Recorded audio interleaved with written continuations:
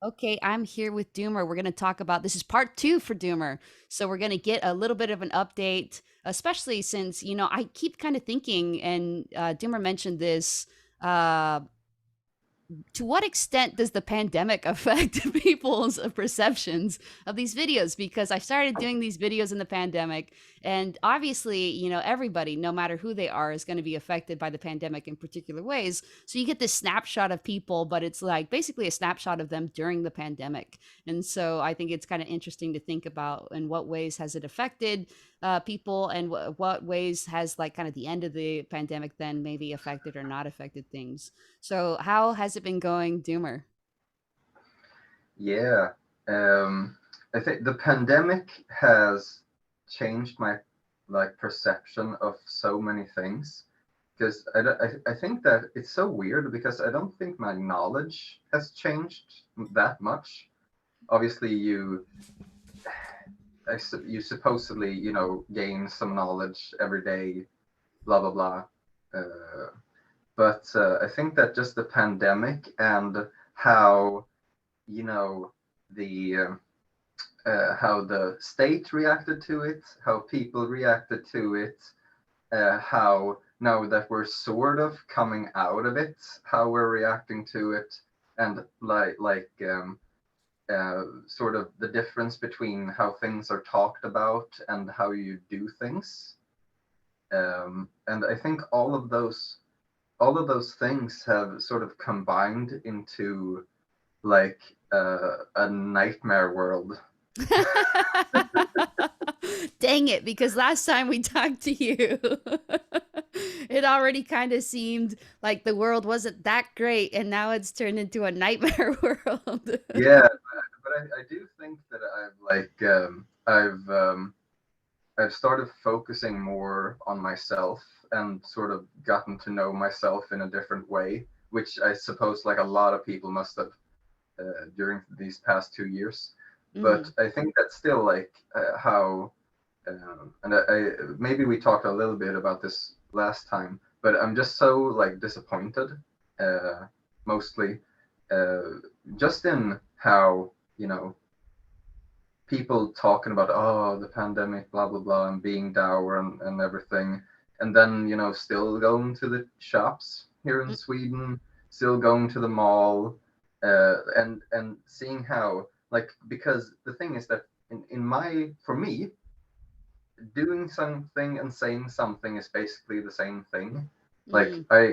I am very hard pressed to lie ever. Um, And though I have to admit, if I do lie, I like justify it the fuck out of it to myself immediately. Like I see it as a white lie for the other person and not for myself mostly.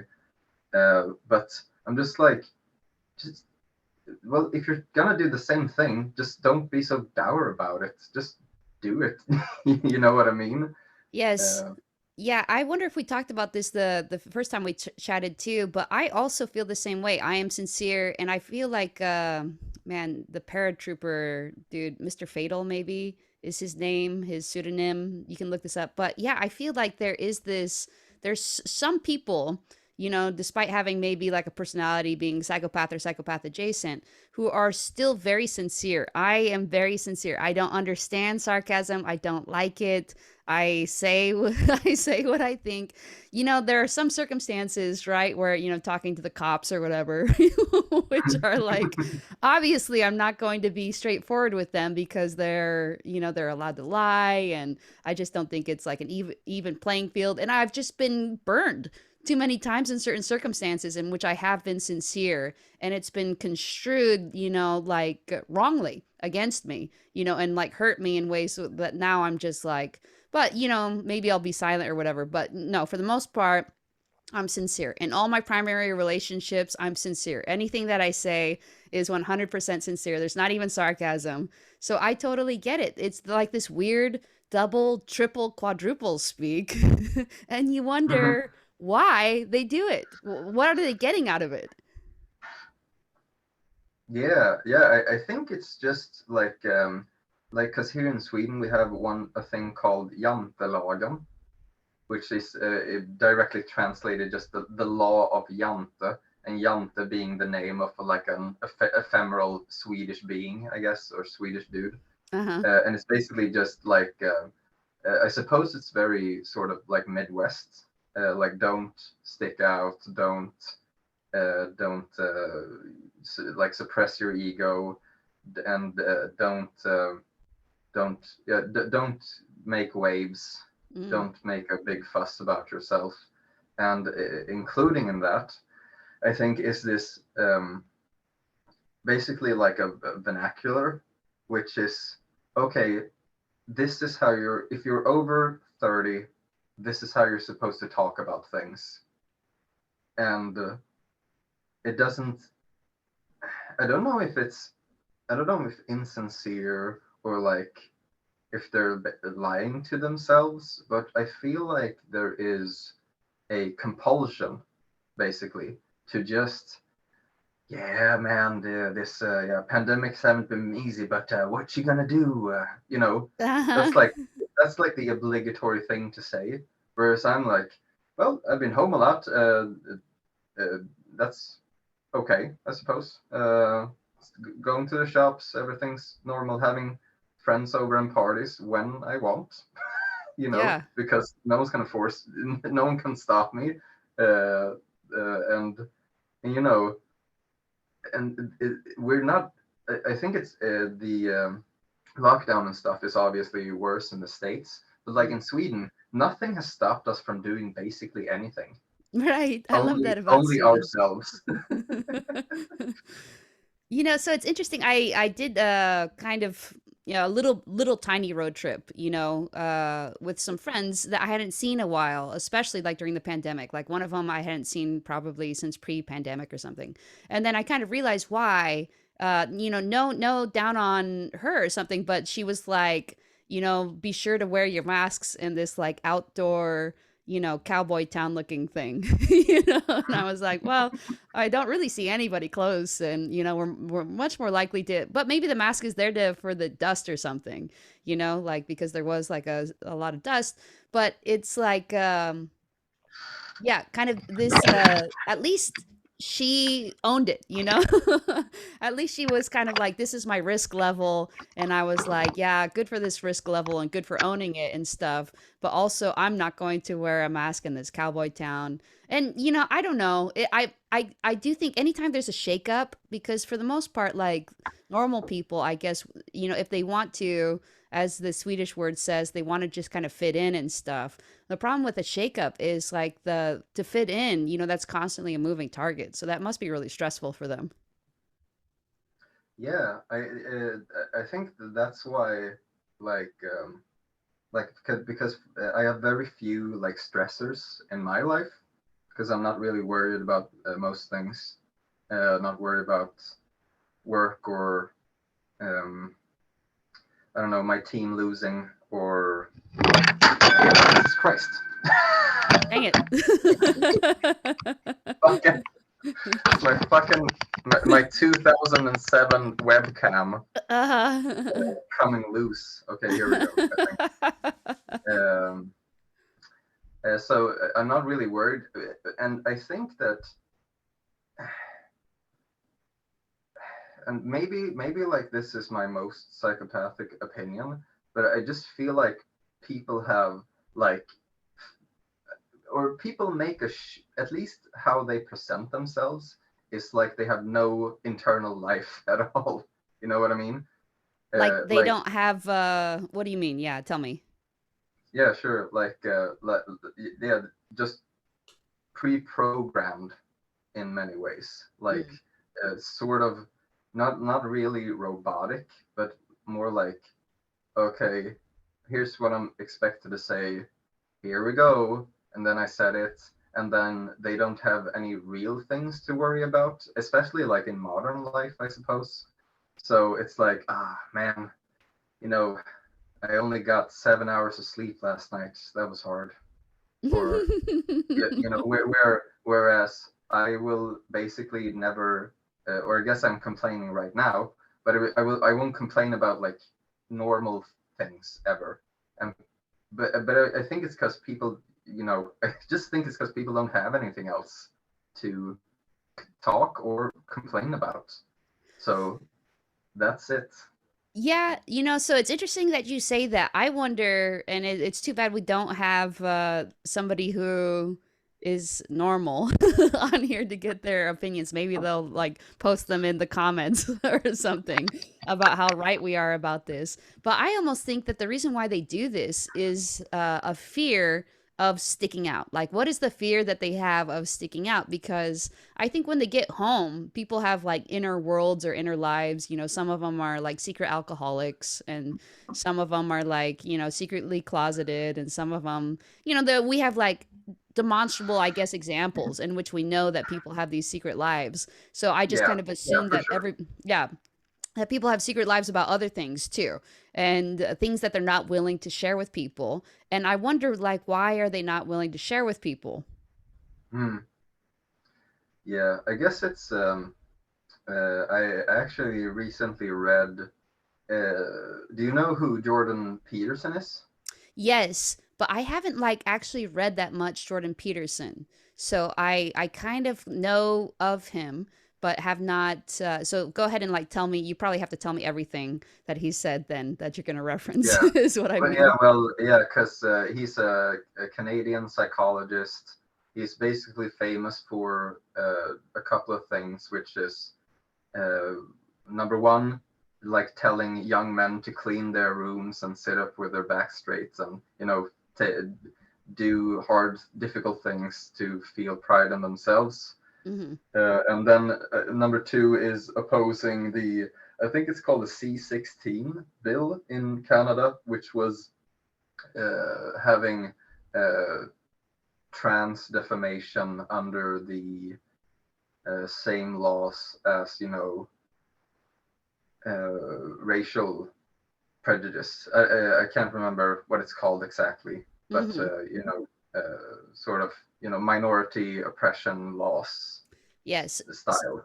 So in the United States, I think in the law, this is not my area of the law, but I think we would say that they would be included or not included in terms of being a protected class of people.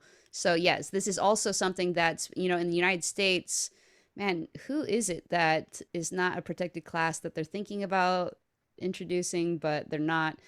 So for instance, in California state, it would include all things like gender expression, gender identity, you know, sexual orientation, like all these kind of common ones. And then federally, Mm-hmm. it's less than that.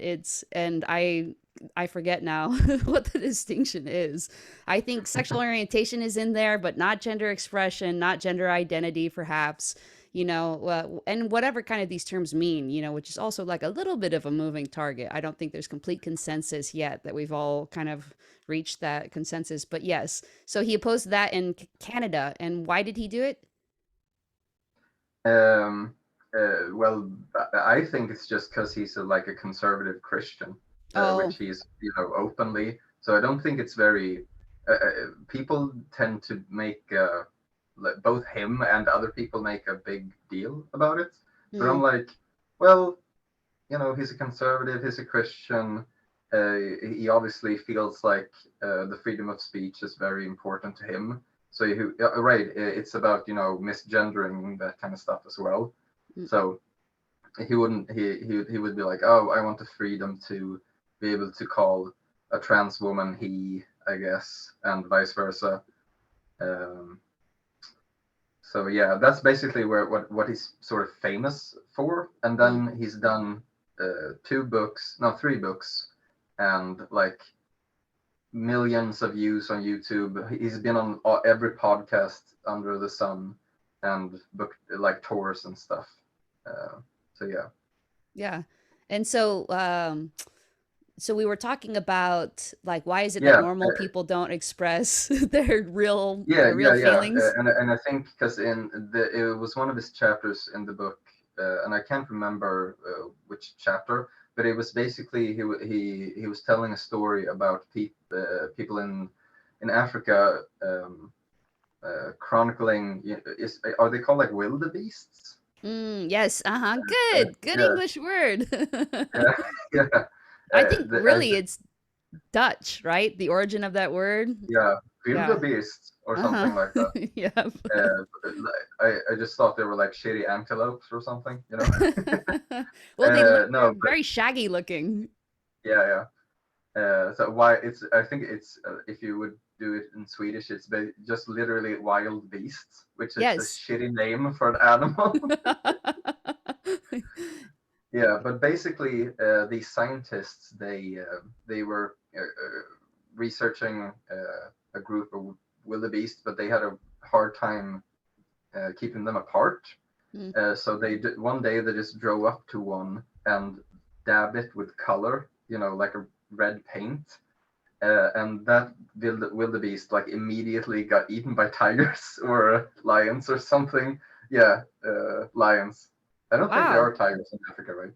Yeah, No. and so he was drawing that analogy to like, well, when you're in a group, you're very safe, and like even sticking out with a dash of red paint can be dangerous. So he was like, I don't know, he wasn't really for or against it, but he was like, you need to be very aware that people, if you grow tall, people will try and cut you down. Mm. Um, and I think I guess that this is like maybe the common conception of, you know, sticking out, and maybe people like, oh, if I do that, people will cut me down. And it's not just wildebeests with like red dots on them. And I can see how that, like because they say that the zebra stripes, they're not trying to blend into their surroundings. It's not camouflage to blend in their surroundings, but to just kind of blend in with the herd. Yeah, And so exactly. the lions get confused. They can't track a single zebra. They're like, hold it, what? Where did that one go? Like, where's Waldo? And then Mm. yeah, they get lost. So that makes sense to me. If you had one spot, then you'd be like, okay, my eyes are focused on the spot. If you're the Yeah. lion, right?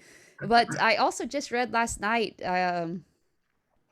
now I if I remember, I can try to put a link, but it's Our World in Data. They posted or retweeted somebody, I think it's them who retweeted it, which was talking about if you are deciding to publish a particular paper, scientific or, social science type paper, their question was kind of like, why is it that the more sort of what is a good word for this? The more unusual sorts of theories, like a little bit avant-garde, but just kind of pushing the envelope a little bit. The more Hmm. kind of extreme kind of theories, they don't end up getting published, or they don't end up getting published as high. And you would think that, if that's true, if this is like some new truth, that they would be getting very good publishing, placements. But the reason why they think is because they did a study, I think with actual like science researchers or something, and so they did it like in different ways where 10 people read the same study and then kind of comment it and rank it like 1 to 10 or something. Mm. And then the same, a different group of people, right? Because like double blind, whatever controlled experiment, different 10 group of people read the same study, but this time they saw other people's rankings. And so they first had to Mm. like submit their initial ranking, and then they saw other people's rankings, and then they were allowed a chance to revise their own ranking. And I guess Mm. that they they basically found that other people's positive rankings. So your colleague ranked it a 10, you ranked it a 5. You still probably will rank it a 5. That 10 doesn't really have that much pull on you, the positive rankings. But let's say you ranked it a 10, somebody else ranked it a 5, then that has a lot of pull. For whatever reason, that negative thing is pulling you down, because you kind of go back and reread and find kind of hidden errors they found. Mm. Like Mm. you'll be picky, but kind of picky in like this very specific way. Like the first time you read it and you're like, maybe you even feel a little duped. Like maybe I read that too quickly. I skimmed it. I didn't really understand it. Like, why? How could somebody be saying 5 on this? So you go back with like the eye of a skeptic now, and you're trying to look for all the errors that you can see. And I think that is kind of reflective, though. People seem to they they don't seem to feel, and this is a little bit, I think, goes to loss aversion too. Do you know about loss aversion? Uh, I think so, but basically, like, uh, better for better to do the 1 than the 0 just to make it look good or feel good? Yeah, just that people feel like if they have a sense that if they classify something as a loss, then they feel worse about it than if they just never got the gain. So let's say researchers are like, I'm going to give you this $10 Chick-fil-A gift card. Right. Mm-hmm. A plug for Chick-fil-A, right? They give it to you, right? And then they give you a chance to like, like put it up in a raffle, and you're going to either get a chance to win like $100 Chick-fil-A, or you'll lose your Chick-fil-A.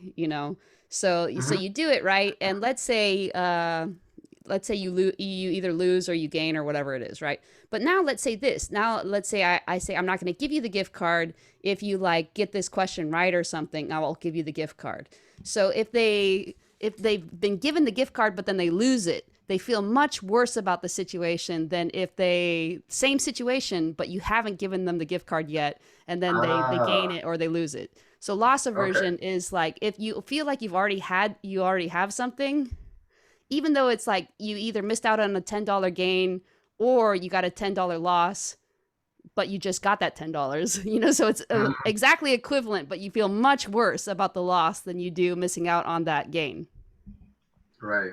Yeah, so I Yeah. I I can kind of see that with loss aversion. People do seem much more like you're less concerned that you didn't rate the thing high enough. You're like, it's fine that I said 5. For some reason that seems okay, because whatever human nature seems like, well, if you didn't predict that Apple was going to be a good stock, back in the 90s or something, then Mm. so did nobody else. Again, it's kind of Yeah. like you're there in the crowd or whatever, like nobody expects you to whatever. But if you kind of have made a mistake, you haven't noticed somebody else's mistake or something, then people feel stupid. Like, I don't get that psychologically, what's going on with normal people. I mean, we've Mhm. cited that it is a thing and we've given examples, but like, really, what when it comes down to it is the concern there?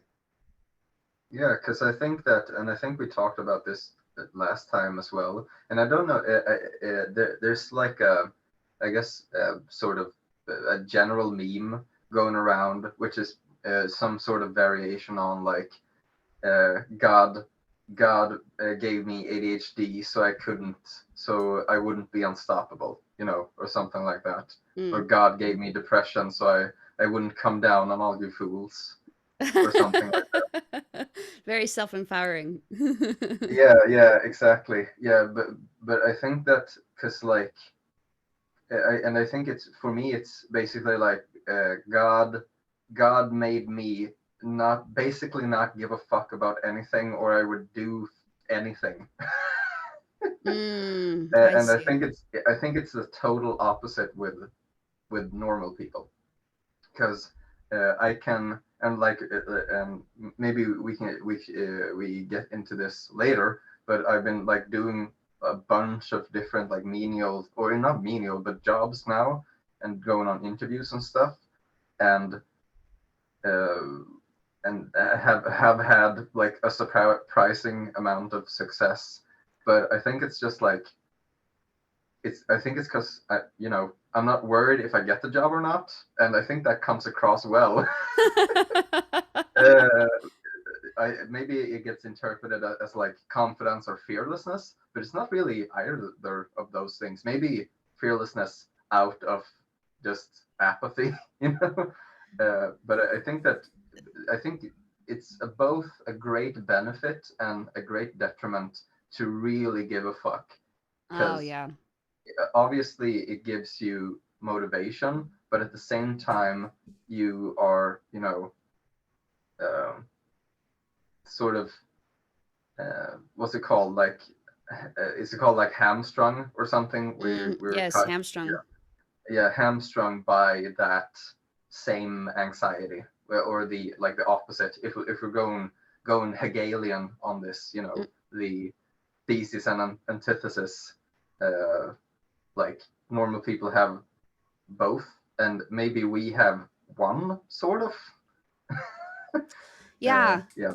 And I do think that there is probably some advantage. I think of this way, coming at it from like a perspective of self, that if you kind of identify with something and you're like, this is me, I am a great, for instance, I'm an attorney. Do I really identify I am attorney, like capitals and like this is deeply me, this is 100% me. Like if I did do that, then I probably would I don't know, like work more or Yeah, like exactly. Or maybe like, oh, I want to be, what do you call it? Like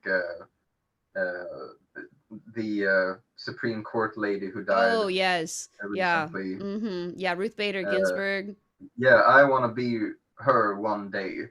But you're Mhm. like, oh, this is an okay job compared to other jobs, I suppose. Yeah, yeah, and I get, pleasure from doing it and stuff, but it is kind of funny because I had a friend who was dating somebody who wanted to go to law school, and the sole reason he wanted to go to law school, basically, like when you drill down just a little bit, is Hmm. that he didn't feel like he had enough respect. So he still wanted to do his current job. He just wanted to have the law degree in addition to it.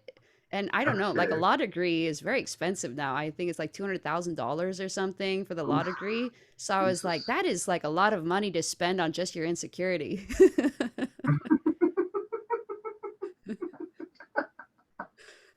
Like I That too, I is, guess, would like to be called judge or something, but just call yourself judge then, yeah. And I think that's the, like, the maybe the big difference between both like me and normal people, and as well, I've been like watching, there's so much good like true crime stuff coming out in Sweden Netflix right now. Mm. So I've been watching so much good shit. And I think it's the same thing with all these killers. I think is it the Green River killer in around like Seattle or something, and the Happy Face killer, and what was he called, a Night Stalker in Oh yeah. L.A. Too bad And Arya's not on. She would know all these ones. I only know Night yeah, Stalker. yeah, all these guys, because it's like, because the main difference, because I've been thinking, like, am I a murderous person? Do I want to do this or blah blah blah? But the thing is that they obviously have like severe compulsions going on, Hmm. because there's like, sex stuff interloping with like misogynist stuff and fucking absent father stuff and weird mother stuff, and all of these sort of things, and in a lot of inadequacy stuff, power stuff. And I just couldn't, so like if I killed someone, so I would go up to like a hello, shoot him in the head, and then be like, okay, that film didn't feel good. So, like I just don't feel, and and amusingly, that's my comparison to normal people as well, because they also have these compulsions which Mm. makes them do things in a particular way, whereas I feel like I'm very aware at all times.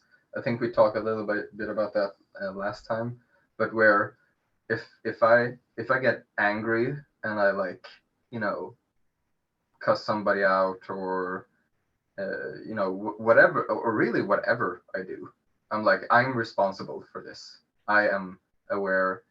I can't intellectualize this away, because was aware of what I was doing in the first place. Hmm. So I can't kid myself, Yeah. basically. But normal people and serial killers can. Yes. uh, Yeah, can kid themselves. It's so funny because when I took criminal law, like the first year in law school or something, I mean, I knew that there was like whatever crime of passion or something, and we considered that a lesser crime somehow. But yeah, like yeah, yeah. learning about it, spending like the 2 weeks learning about it, I was like, people just get a basic like get out of jail free card for having just been upset, still killing somebody, but they were just very Hmm. upset when they did it. It just seemed like Yeah. if anything, we should be disincentivizing this, like you were upset, so that's kind of like a hate crime or whatever. Like it augments the punishment or something, because like, you should be in control of your feelings. But there is like this, definitely the world is made for empaths. You can see it in a lot of ways. This is a classic example in which they feel like, well, since I'm subject to these compulsions, then I'm not kind of guilty about this or whatever. Hmm. Yeah, I don't, and then, and because I've been reading the Mindhunter book, Mm. uh, the What's his name the again? John Douglas, Yes. or in the show he's called, oh fuck, I forgot.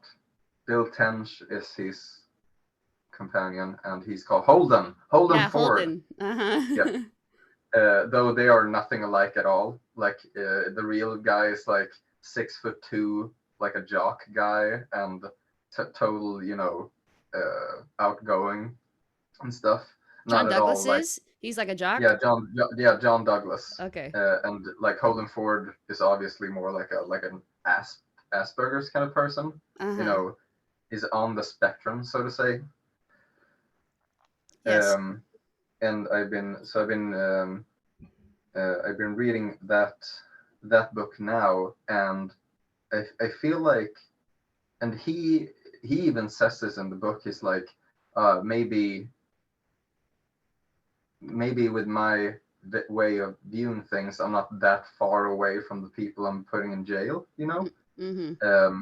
because it's this aversion of talking about these things that let some things go on for so long. I Yes. think you said last time that you had seen Mindhunter. Yes, I have. Love it. Yeah, and then that there's this huge like puritanical thing going on in the It's FBI, terrible. where it's And like, oh, yeah. how could you say right pussies about to an inmate? And like, who gives a fuck? He killed 7 women, you know.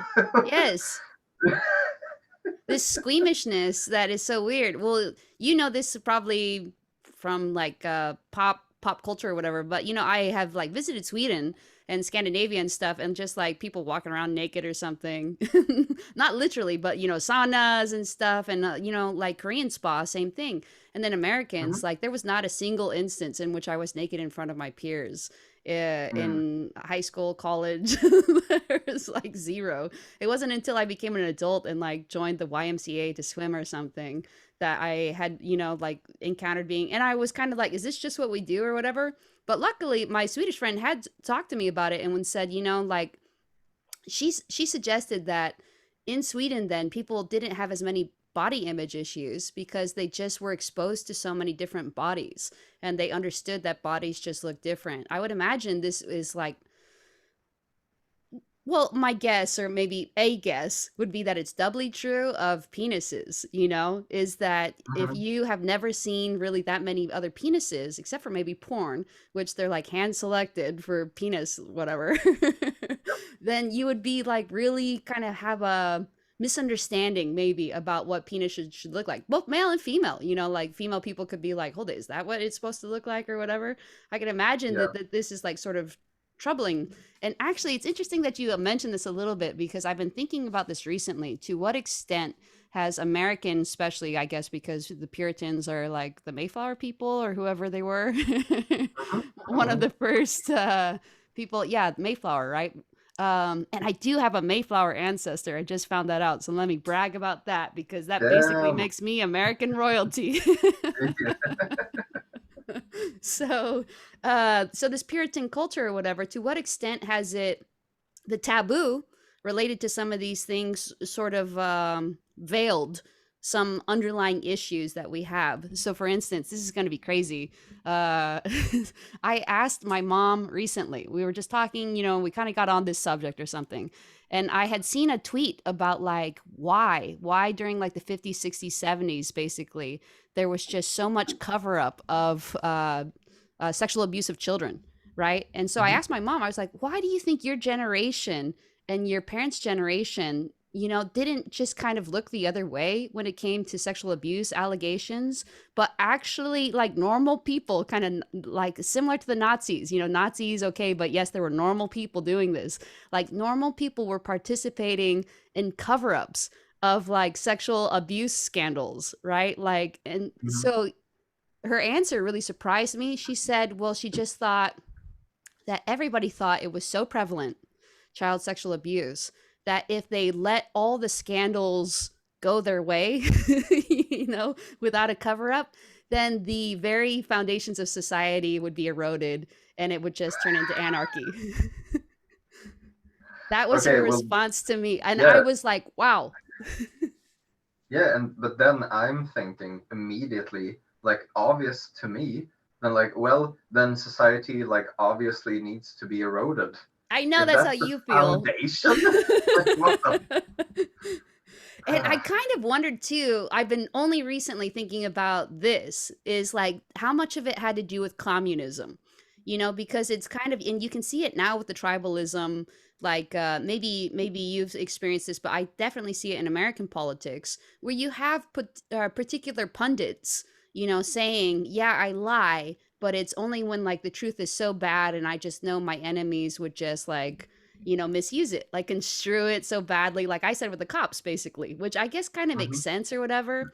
But if you just have both parties then being like, well, I just have to lie because otherwise my enemies will like use it against me in ways that are so bad.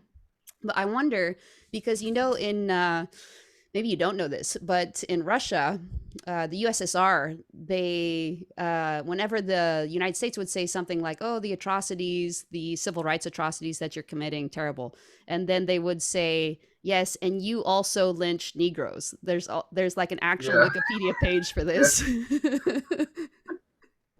Like, how can you say anything about civil rights abuses when your people are doing these things to your own other people, your own minorities or whatever? So it was yeah. basically, like, so you can kind of imagine with that sort of pressure on these like Americans to be, capitalist and to be Mm, whatever, that they're like, mm, well, if we're the religious, God-fearing people, then we definitely can't have, for instance, like scandals in which our priests are regularly molesting children. It looks like religion is just for the purpose of giving yeah, access for pedophiles to children. That looks real bad. The optics of this are just not good. And then just deciding, let's just cover it up, whatever. yeah. I think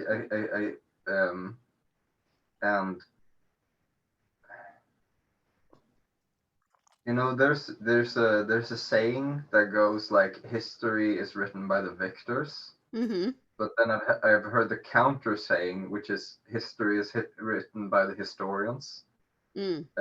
But then again, I feel like there is like such a huge cultural um, cultural legacy story, sort of, from the United States that gets applied to at least Sweden. I can't speak for everyone, but like Sweden, we're so uh, American, American centered. It's some very conservative Swedes could go around with a MAGA hat, and Mm. it's like, dude, you don't even fucking live there. What are you doing? you Yeah. know, and I don't know. Sometimes I feel like it's because like we don't have enough of our own stuff going on, so Mm. we like project onto America, because it's much more dramatic there, and like obviously like the right wing parties and left wing parties are much more like closer together in Sweden than in the States. But yeah, I often think about that because I heard about the I think it's called the Little Black Book of Communism, which Mm. is like just a record of like, oh, here's the is it called the Holodomor, the Ukrainian famine, Oh my and gosh. Yeah, Yes. and obviously like Stalin sending people to gulags, blah blah blah. And then someone else did like the Black Book of Capitalism, and then Mm, it's like, well, yeah, fucking millions of people starved to death in India because the UK refused to help them. The obviously like the Irish potato famine was all capitalism because it was like who owns the land? Well, the church does, and the church hates Catholics now, or mm. the whole that thing. Obviously, like all of well, this I don't know what you think, but like arguably like the whole manifest destiny thing and killing every Native American just for land. Yeah. Uh, And then add, you know, yeah, and I South and think Central America and Africa. yeah, exactly. It's all um, uh, acquiring wealth basically. Uh, but then again, sort of the communist examples are sort of that as well, just like wealth distribution being done badly, and then capitalism being more like wealth taking done badly. Uh-huh. I just feel like none of those camps really have any good sort of example for those kind of things. Well, and And especially for people like us who are like sincere and kind of have a certain value for the truth. I mean, it seems like you Mhm. have a certain value for the truth. Like to say, "Hey, our side is great. Come to our side when your side is like this." Yeah, Seems like a hard sell.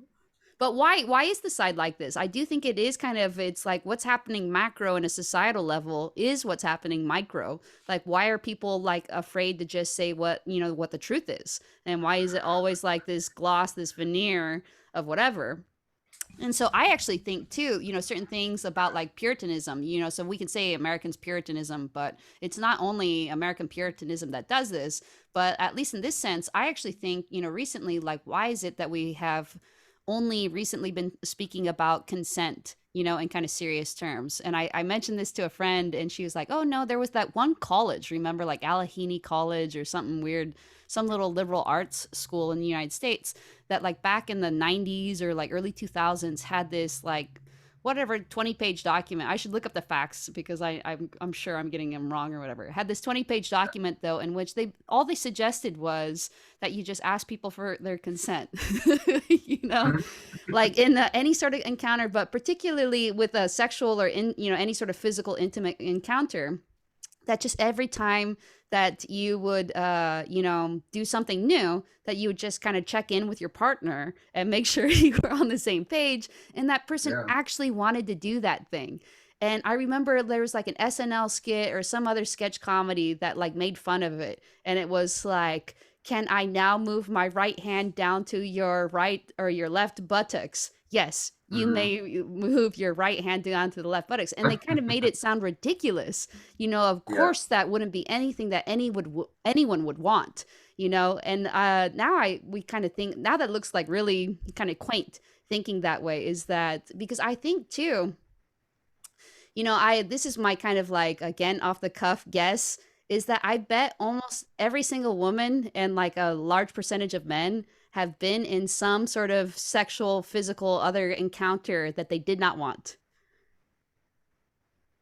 hmm Doesn't that sound true to you? That this has probably happened? And then it's like, well, how bad is that? These people, like, we consider things like that to be rape, but just everybody's getting raped on the regular, essentially. And some people would be yeah, like, well, it's not as bad as rape. And it's not as bad, but it is the same family. And it is like, if you're not consenting to something, you shouldn't have to like undergo it. But why is it that it took us like however many, years to finally get around to acknowledging that consent is like a kind of basic human right? yeah. I wonder if just like I think we had to go through, or had to, is like I don't know if you would call it like an overstatement, but like because we have up until maybe like the 1930s, 40s, there is like basically no financial, security for like Mm, a lot of people. A lot of people have to work farms, have to marry their neighbors, and etc. So before that, I just don't think that kind of discussion is even like was an option yeah, uh, that's a to good point. people. Yeah, as Just because of um, the just material reality that, like, okay, I literally can't marry someone who lives 13 miles away because that's too far. You know what I mean? And sort of like we have to have kids or all of us will die. you know? So like, okay, we have to do this, and then if that's correct or not, that's like a totally different discussion. Like yeah, maybe we should have had less kids. Maybe we shouldn't have, you know, grown in the way that we did. But like, I understand like the function or the, you know, practicality, I guess, of it. right. Uh, but and then it's like, first wave feminism, second wave, and now are we in third or fourth nowadays? I'm not sure which wave we're on. I maybe we're like in between waves. We're not sure that the that something's the fourth. Yeah, so I think it's like, okay, uh, we have the right to vote, and then it's like, okay, we have the right to have jobs, and then maybe 60s, 70s, we have the right to the pill and some sort of bodily autonomy. And then, well, I guess they took away that in Texas now, with Mm-hmm. like the right to an abortion and stuff like that. Yeah. And I just and you said that like the macro micro, and I think that if society itself didn't allow women like bodily, to me, simple bodily autonomy, like why would they respect boundaries Yeah. in that case? Yeah. So I think that's why it took so long, and I think that nowadays we've come so far with so many different things that, like, oh, okay, maybe BLM protests aren't that weird, or maybe Me Too movement wasn't that weird anymore. Whereas if that shit would have happened in the 90s, nothing would have happened. Right. Like, Harvey Weinstein is a creep. Like, yeah, obviously. Yeah. And I remember it's kind of funny too with the Britney Spears stuff going on. I remember like in the early 2000s, mid 2000s, like reading celebrity gossip kind of regularly, like at my law job or like whatever, and then taking breaks and like reading like these horrible, these horribly exploitative celebrity gossip things. And that was just like a really normal, like Gawker, the Defamer, like all these kind of Perez Hilton, all these sites that were so popular then, but just really Mhm. so exploitative. But nobody kind of thought of them as being exploitative. And even Justin Timberlake, I guess, has apologized to Britney Spears for essentially lying and throwing her under the bus about why they broke up, by just Mm. saying she's basically a slut. That's the reason why he did it. Jesus. Yeah. And why hasn't Jesus. he been like, yeah. So it is interesting, but I do think you're right a little bit. Like maybe we had to go through all these different things. But again, kind of like this veil of Puritanism, like if it's taboo to even talk about sex, then I can see how it would be taboo to even kind of mention consent, to have a conversation Hmm. about consent and come to some sort of consensus that, yeah, we think consent is a good thing. And the thing that I think is so surprising is in an era in which there seems to be greater disagreement about even the smallest of things, there Hmm. seems to be like this universal acceptance of consent. Like nobody really seems to argue against consent or make it seem like it's like this outrageous ask, like what? We couldn't Yeah. possibly ask for another's consent, that would be just totally weird. Yeah, but I think like I think that the consent debate, I guess, not that it has gotten out of hand or anything, but I Hmm. just think that it's like misguided because it's like you said, like I've been in a relationship for 10 years now, Mm. uh this February, and it's like we do like, okay, none of us want to do the dishes. Okay, I'll eat you out if you do the dishes. Oh, okay. You know what I mean? Like, sex doesn't have to be like this amazing magical whoop-de-doo thing all the time, and it Mhm. doesn't have to be like a yes, I'm so empowered thing all the time. Like, Mhm. sex can just be like, fucking, can you just give me a hand job in the shower? I'm just fucking, you know, Mhm. like sex can be everything from loving, kissing, like this missionary for 10 minutes and then, oh, we came together. Oh, it's so beautiful with spa music in the background. And sex can be like quick hand job in the bathroom at a party. Uh-huh. You know what I Well, mean? and Like, people understand that too, I think, because, couples who are trying to conceive, that sex is about like, okay, make sure you ejaculate in me as I'm in this position, whatever. yeah, you yeah, know?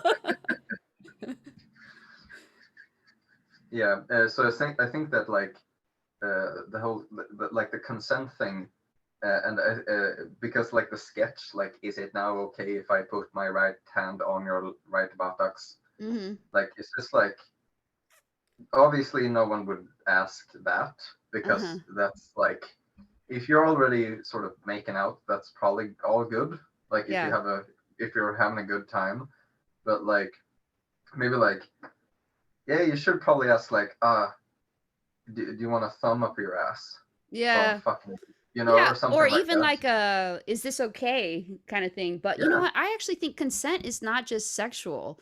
I think consent is just like kind of talking about what we've been talking about, like having a certain autonomy of like Hmm. you're a human being and so you have autonomy. Like even animals have like autonomy. Like it's not something that like we grant each other. I think like we just have autonomy because I can choose to talk with you. I can choose, like it's not like a free will thing, but despite, whether or not I'm free will thinking or not free will thinking, I still have autonomy. It's still me who's Hmm. controlling my body and not you, for instance, Yeah. Yeah. whatever me means, but yeah. Hmm. Yeah, people, I think there's still a lot to learn about consent and it'll be interesting to see it kind of develop. But we started saying that we were going to talk mostly about you. We've talked very little about you. Let's talk. Are there things about you? So you mentioned that you've been working a lot recently, and it's great because people can sense that. And it's funny because I think this is like a heuristic that if somebody doesn't really care about the outcome of like whether or not they get a job, it's probably because they have a lot of other options, so it makes them seem Mm. more desirable. Same, for like romantic type situations. If somebody has like a lot of confidence and they don't seem to care, it makes it seem like, wow, if they don't care, then they must have like a lot of options. Because if I, really cared about something, it would be because that was like my only option or that was my favorite option or, whatever. So it is kind of funny that you're triggering that heuristic in them, which is like, oh, he doesn't care. That must mean that, he could get any job he wants. Hmm.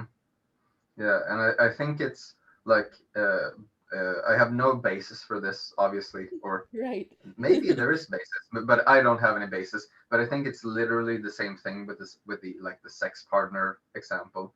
Mm. Just like, man, this dude doesn't give a fuck about, especially, I think, especially like boy girl, just not biologically, but maybe just like culturally, Mm-hmm. like, hmm, this guy doesn't seem to care about me. I need his approval. Uh-huh. um, and yeah, but with work, um, it's I have found this is a thing, and I've never thought about work in this way before, or this fashion. But I've noticed that my my body doesn't really change, but my brain works better if I work like a couple of times a week. Mm-hmm. And it's not that I feel like, I don't think that there's that many. endorphins being um, released or anything, because I've had to wake up at like 6 a.m. and take a train in and then do a job which was very physically demanding. I've basically been a like a it's a police high school, and I've been like acting as a fake criminal. So they've been, handcuffing me a lot and like throw me to the ground a lot. Mm-hmm. And and we can get into that though. I surprisingly, or maybe not very surprisingly, but I loved like the physical part of that. But Yes. let's do work first. Um, but I noticed my brain works a lot better, and I unconsciously am in a better mood if I work a couple of days a week. And the thing is that obviously I've noticed this before, but the thing is that now I've that is the exclusive reason to why I work, or in my mind, because before I tried to tell myself like, okay, I'm doing it just for the money, or I'm doing it to, contribute, or I'm doing it, for my fucking CV or Mm-hmm. something. And none of those things worked for me. But when I started thinking of it, like, okay, you literally just feel a little bit better.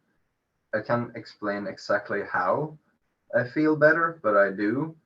So that's why you work now. You don't work for any other reason, you don't work for any other person, but you just work for you. Yeah. And that's one of the few like me things. I feel like normal people might take a spa day or something, but Uh-huh. like work is like a me thing now, which is weird, but also good. Yes, really good. Happy for you for this. And then, do you want to talk about the physicality? I also like to be roughed up. Yeah, Just like, oh, yeah, dude. I because there's been a lot of since I'm like male around his 30s, like I statistically commit a lot of crime. mm-hmm. And so I get to play the assailant or whatever, like all the time. And they've told me like, yeah, like give him a fight, give him something to do, and then be mean to them, blah blah blah. Uh-huh. And like just having like two, especially since it's like police officers, it's extra gratifying, I Right. think.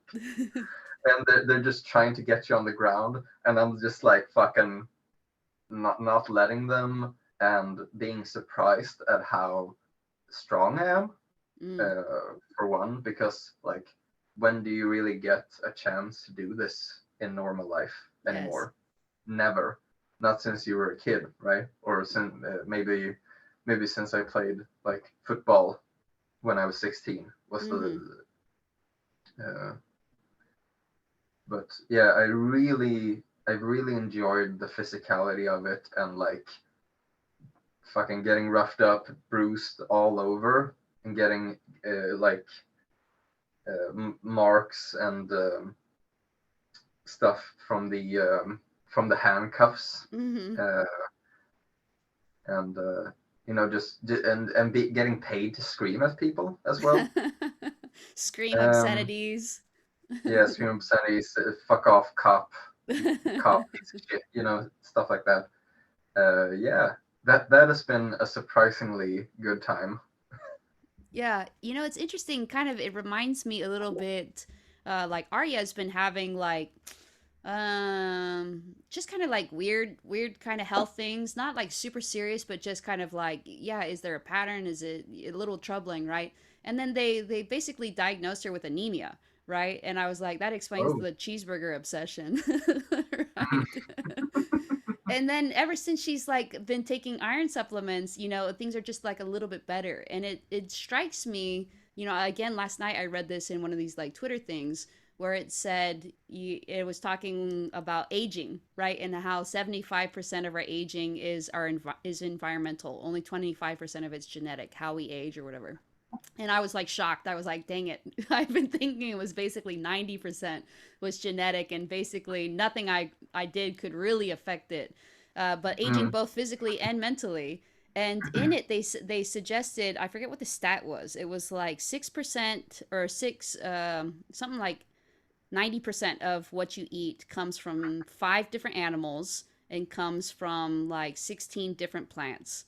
And they suggested that, like we used to, our dietary intake used to be like much more diverse, as hunter gatherers or whatever else. We wouldn't be getting nutrients from just the same sorts of sources over and over Mhm. and over again. And so I thought about that. And I think that there's like a little bit of a life lesson there too. We get in ruts kind of psychologically, emotionally, where our diet has like reduced down to just basically Chick-fil-A. And we're sweating Chick-fil-A and like breathing Mhm. Chick-fil-A. Our body is like all the cells have come somehow from Chick-fil-A. Oof, yeah. Oof. Not really, but it's interesting that you mentioned this. Like by working and by kind of having like this physical aspect, like they're little things, but the little things add up. And I think I really understood that because I have sleep issues. And it's like, like earplugs, night mask, like 2 different sleep meds that I take at a certain amount of time, sleep hygiene. I never do anything else in my room except for sleep, et cetera, et cetera, et cetera. Like all these things. And not one of them solves the sleep thing, but all together they do make a difference. And if you Mm. take one Mm. away, then it's slightly less good, or there's a slightly higher chance that I'll have insomnia that night. So Yeah. I'm Do glad you for you. do you know or do you are you do you have ADHD or anything like that I that you know of? definitely have attention issues. For me, though, I often find like some people are like my racing thoughts or something.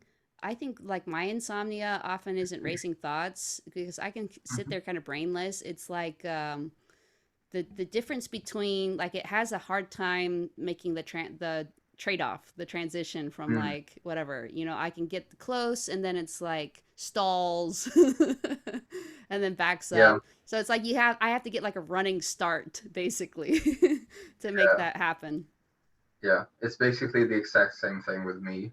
Mm, Uh, I either if I'm you know and my dad is exactly the same as well. mm-hmm. It's like both of us. I was talking to him the other day, and since I've been waking up at 6 a.m. to go to the train, uh, I am not falling asleep at 10 p.m. You know Mm, what I mean? To get my 8 hours. yeah, Because if I go to bed at 10 p.m., I'm gonna lay in bed for 2 hours right.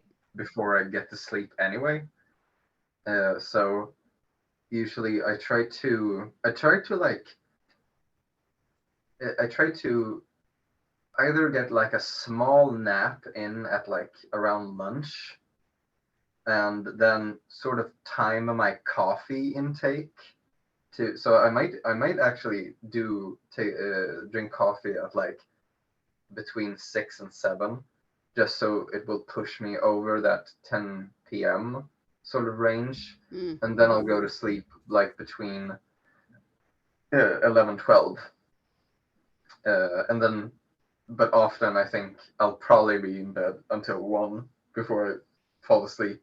hmm. And I hate my partner so much because she can just, her head hits the pillow and she's out. Yes. And my head hits the pillow and then it's, 1 to 2 hours of fucking boredom. Yes. So, one thing I don't, this is like unsolicited advice. Maybe it's less for you. And then just like me just saying on this video what has worked for me is like one thing that's been nice is to kind of use that time to just think about, uh, yeah, to think about kind of like to just like self reflect is basically what it is. So I'll use Yeah. that time and just think about kind of like just memories and be like, like what, and kind of ask my intuition, like what was the deal with this? Things that like, may have Mm. happened in elementary school or whatever. Like, why did my teacher react this way or Mm-hmm. whatever? And just kind of like get like a sense of perspective about my experience, not really that present experience of like I'm insomniac, but like yeah, it's hard to describe. And I use intuition, I feel like maybe more than you do. Do you feel like you use intuition? No, I think though what you said right now, I think I do sort of that, Oh, but it often leads to like uh, a violent fantasy often. okay. So I'm like, okay, I'm falling asleep, and I'm like my brain is like, oh, hey, do you remember when this guy shoved you outside a bar 6 years ago? And I'm Hmm. like, I would fucking love to kill that motherfucker, you Uh-huh. know? And then I go through the fantasy like 45 times in a Nice. row. It does sound Uh, similar. yeah, But you're like but that, resolving, yeah, going back and kind of resolving like things that whatever, and then there's like a release, that kind of comes that's like, a little bit like a massage, a little bit like a sexual release, but it's like, oh, yeah, finally I feel like I've resolved this this I thing or think whatever. for me, the bad thing for me is that I almost every time I do this, I set off my, adrenaline Mm, response mhm. or adrenal response. So then it's like, okay, that's another half hour added Oh, I onto, see. because then I'm fucking, you know, the, what do I call it? The tinge, Uh-huh. the sort of, when the back of your head goes, zzz, Oh, yeah. Uh-huh. gray rage type of stuff, like lizard brain, like fucking pupils opening up. Mhm. Or dilating. Yeah. So then it's when that happens, it's just like just laying in bed, quiet with my partner sound asleep next to me, but I am like fucking Ready to kill someone? yeah, ready to pounce. I Yeah. guess. I Mhm. guess that's the lizard part. Do you find Um, that the physicality of the cops is like lessening that a little bit? Like you're meeting that need less in your memories and more like in your actual life? yeah, definitely, Mm. definitely both. Just the physicality of that, and just having a normal job Yeah. actually, because I think that, and I noticed I've severely reduced like a lot of my YouTubing as well, Mm. because my brain is like, dude, you've done more important things than this today. Fucking do something better. Yeah. Whereas like a usual day, I would be more numb, I guess, or more just zoned out. But after I've been sort of activated, then I can do more like I don't know, more important things, I suppose. Yeah. It reminds me one time my therapist told me, and I wish kind of like in therapy I'd asked him for like some sources, not because I didn't believe him or whatever. Like it did work, but he suggested like if you feel kind of like I don't know, sluggish or something, or you feel kind of uh like you don't have the energy or interest of like doing something maybe more than YouTube, for example, that he said Hmm. just start making small choices, and as you make choices you'll get more this sense of you being as one who acts like an actor who makes choices and acts and does things like a force in the world, rather than Hmm. someone who's acted upon, somebody who's more passive and is on the receiving end. You will be the thing that has like almost like momentum. Yeah, agency. Yeah, Right. Yeah. Yeah. It's hard though. it It's hard is. because yeah, not a lot of want in this old body. Uh-huh. Yeah, what you mentioned earlier.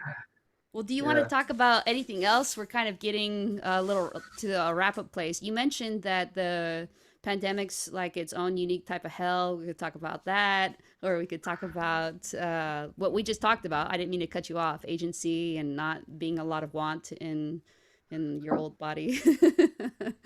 Yeah, I think we covered that a lot in the first video, like just not having a lot of agency or, purpose, or um, but also like there's not a lot of sadness or euphoria in me either. Hmm. So I'm sort of baseline a lot of the time. Um, let's see. Um, yeah, I think. Oh, one thing, and maybe you're also a musician, so maybe you can like comment on this, because I think back in the day, like 10 plus years ago, when if someone would have asked me about music, I would have said something like, "Yeah, oh, music is everything. It's what I live and breathe for." Blah blah blah. Hmm. But now I can sort of look back and see that no, that's not true. Um, and now music is well, behind me is I literally have a live room studio in the other room, and this is like a mixing room. So obviously, music is something I do and which I enjoy. But on the other hand, I've sort of realized that that's what it is uh, in my old age. It's not like music was never something I was willing to sacrifice other things to do. Mm. Music was something that I enjoyed, but I used to think of it as something more, sort of sacred, I guess. Yeah. Do you feel the same way, or? It reminds me of something that one of my music theory professors said is like, I think it was like freshman or sophomore music theory, said like a lot of you say that music's your life, but if music was your life, then you would make it your life. And basically saying you're not.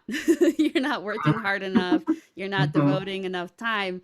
And that actually was interesting to me because I was like, yeah, I don't do that.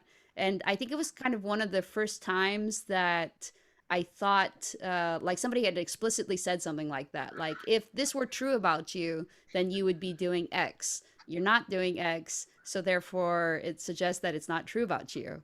And I think there is validity to that. And I think I was kind of like, yeah, music's not my life. And it's kind of Yeah. funny because, I majored in music and I was like, I really enjoyed it and I thought I was good at it. And then I applied for like just a few master's programs in music that I thought, it's so competitive, but if I get into these master's programs, then I know that I'll be able to like make a career out of it because they're so competitive. They're Mm. basically like a path to some sort of profession in music, stable profession. And I didn't get into them, and then I was kind of like, oh well, a little bit, Yeah. like was not used to failure, so that was like, that was kind of weird or whatever. But also kind of Mm. just realized, and I talked to one of them who was like a little bit of a mentor to me, and he kind of said, he's like, you can go and apprentice with like this person I know in Colorado, and you can work for a couple years just apprenticing, and keep Mhm. practicing and doing this. And I just kind of realized, yeah, maybe no then. And I think that's okay to just be like, Yeah. Yeah. yes. Exactly. That this thing I thought I wanted to do. And I sometimes say this about law too, that a lot of lawyers, at least in the United States, are unhappy with being a lawyer. And so I get a Mhm. lot of people asking me kind of about it and like, should I go to law school? And definitely you shouldn't go if the only reason is you're going to do your same job but you just want respect. Right? We Jesus already covered Christ. that. But also I say, Yep. in the law, if do you ever watch American football? Have you seen like these like running backs? Oh yeah. Yep. Yeah, yeah, yeah. So sometimes I like to watch these videos of running backs that just like break tackle after tackle, which means people keep trying to like whatever, and they're still Mhm. running even though people are hanging off their leg, Yeah. Yeah. Yeah. Hmm. Yeah, and they just keep moving forward or whatever. So that's what I suggest to people is like, if you want to do the law, then chances of you having satisfaction are good, but you have to keep moving. I said it takes people like maybe an average of 3 to 5 years to finally find that position that they want in the law. Yeah. So if you don't like your boss, then you have to like go to a different firm. You can't just stay there and like let your soul shrivel up and die, right? You have to No. be like these running backs, keep moving, moving, moving. And a bunch of things will try to keep you there, the money, the commute, the the whatever, that it's just hard to find another job when you're so busy and stressed at your current job or whatever. But you just have to keep that movement. And if you're willing to make those changes, even sometimes dramatic changes, then you'll end up like a place that's successful. So for instance, in the law, for me, this is kind of a long answer to a question I don't even think you asked. For me, This is this is good. Keep going. yes, I started off as wanting to be a trial attorney because I was like, oh, as a music major, I like to perform. That's like basically performing in front of a jury and stuff. And I think I would be good at it, thinking quick on your feet and stuff. But I just didn't like the fact that, we've talked before about my sleep. I sleep a lot.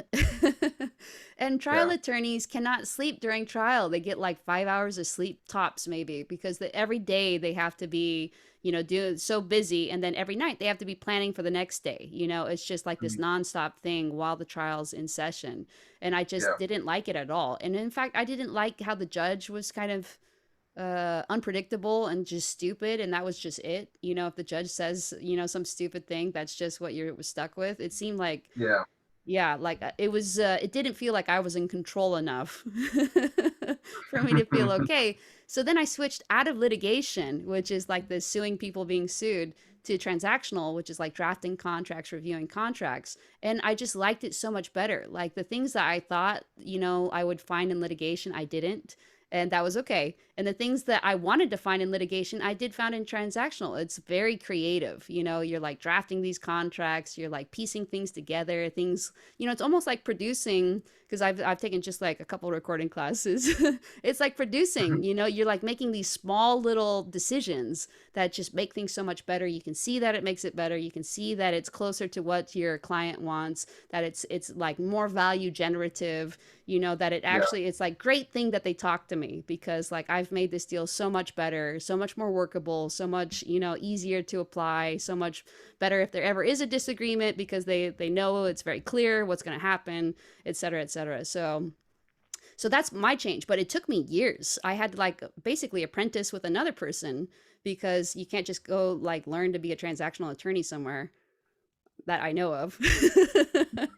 So I had to like work under this person for several years, just like drafting stuff that he would then review and then send on to Mm. his client. And I was getting Mm. paid almost nothing to do this, but I was like, yeah, I'm willing to try this or something, just like the running back. Yeah. And I think that or it feels like, at least for you and me, I feel like economics isn't really like an incentive for anything Right. Can't ever do ever. anything just for the money.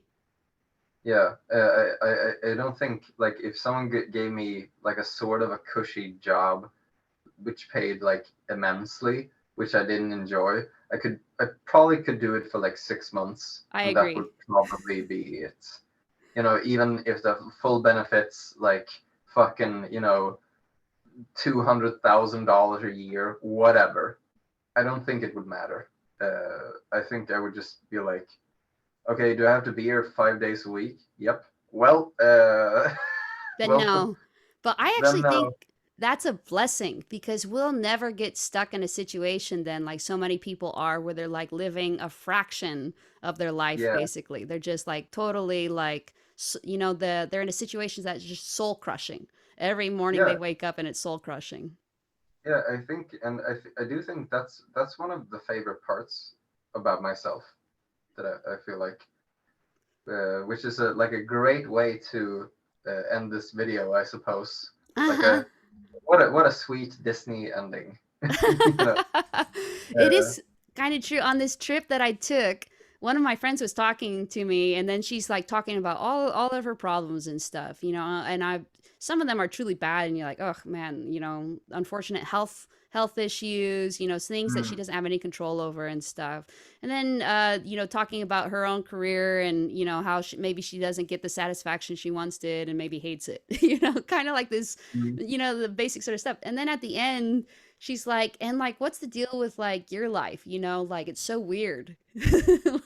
Like, how can you tolerate living like this? And I'm almost like, how could you tolerate not Yeah, living this way? You know, like I'm clearly, you know, not like in this like bum way, but like, you know, what is it? I think Kanye West, Arya loves Kanye West, said something like, I don't take advice from people that aren't as rich as I am.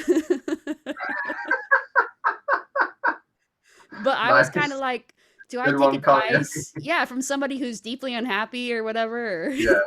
You know, and again, some of the things it's not because, you know, her choices, it's health issues or whatever else, you know, but Mm. kind of like, yeah, it may be weird or whatever, but I guess I'm okay sticking out. That's our Disney Yeah. ending. Yeah. Yeah. And like one thing that I just thought about that I honestly want to share as well, Oh yeah, let's because do it.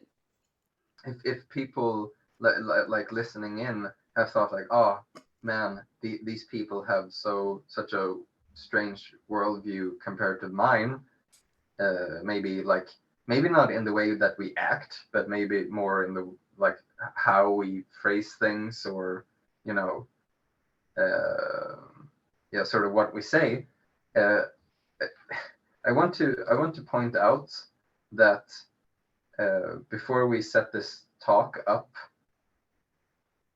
um, Me said like, okay, let's talk in about an hour, and I replied, sure, no worries or hurries.